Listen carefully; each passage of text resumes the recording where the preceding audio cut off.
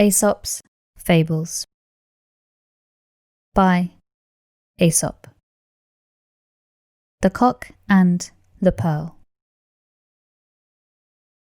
A cock was once strutting up and down the farmyard among the hens, when suddenly he spied something shining amid the straw.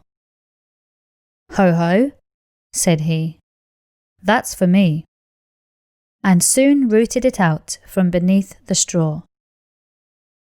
What did it turn out to be but a pearl that by some chance had been lost in the yard?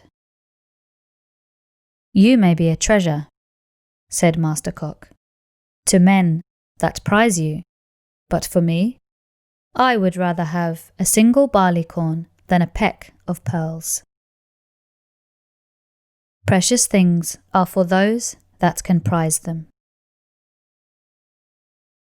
The Dog and the Shadow. It happened that a dog had got a piece of meat and was carrying it home in his mouth to eat it in peace.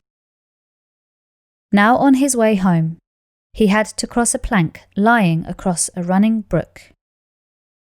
As he crossed, he looked down and saw his own shadow reflected in the water beneath. Thinking it was another dog with another piece of meat, he made up his mind to have that also. So he made a snap at the shadow in the water. But as he opened his mouth, the piece of meat fell out, dropped into the water, and was never seen more. Beware, lest you lose the substance by grasping at the shadow. The Lion's Share.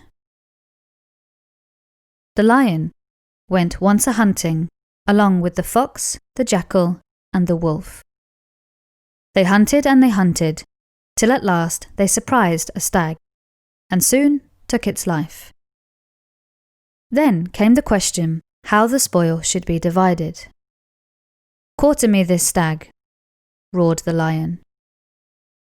So the other animals skinned it and cut it into 4 parts.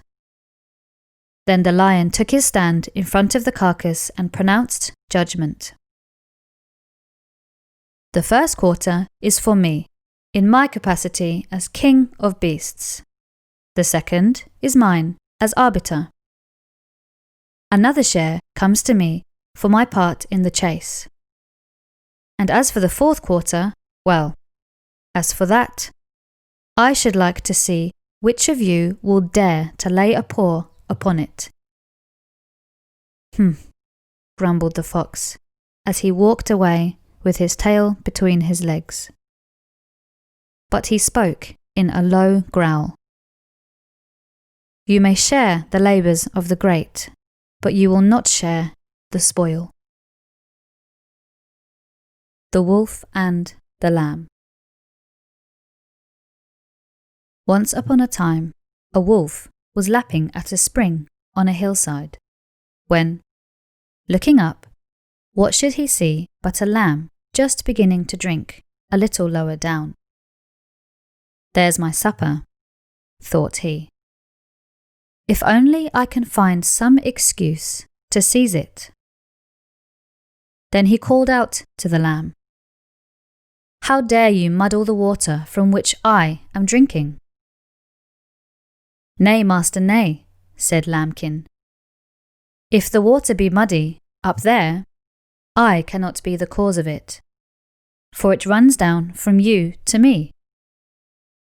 "Well then," said the wolf, "why did you call me bad names this time last year?"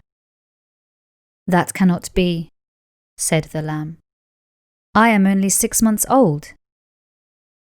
"I don't care," snarled the wolf. "If it was not you, it was your father." And with that, he rushed upon the poor little lamb and ate her all up. But before she died, she gasped out, "Any excuse will serve a tyrant."